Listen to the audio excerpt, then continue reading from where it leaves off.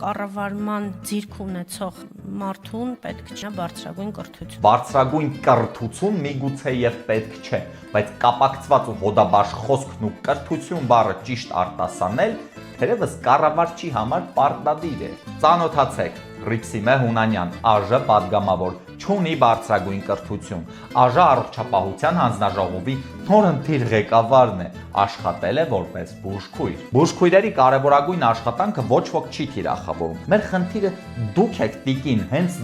դուք եք ապերախտաբար թիրախավորում այն հիվանդանոցն ու բժիշկներին, որտեղ աշխատել եք, կոպտորեն խախտելով բժշկական սուբորդինացիան։ Որ այդ հիմնարկը կարելի է կոչել ամեն ինչ, բացի հիվանդանոցից։ Տիկին, ակնհայտորեն դուք վիրավորված եք բժիշկներից ու հիվանդանոցներից։ Պարզ լեզվով ասած, աբիժնիկ եք։ Գնում եք առողջապահական հանձնաժողով, որ ինչ անեք, բժիշկների կյանքը բարդացնել։ Ներողությունից որտեղ է արտահայտվել ձեր կառավարման ձիրքը։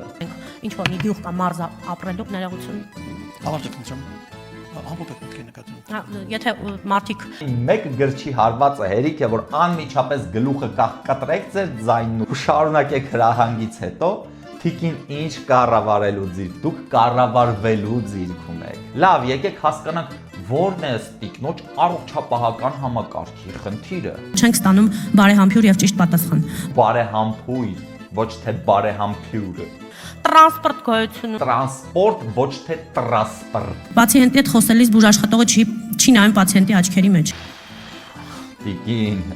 ինչ առողջապահության հանձնաժողովի ղեկավար, ձեզ նախարար է պետք նշանակել, նախարար։ Թերևս ինչ աշխատանքային փորձ, ինչ պրոֆեսիոնալիզմ, ինչ տասնամյակներով բժշկական կրթություն եւ հարցը ողջ ժողովրդի առողջապահությանն ու կյանքին է ուղիղ վերաբերում։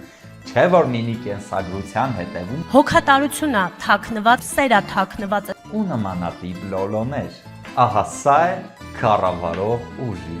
որակը։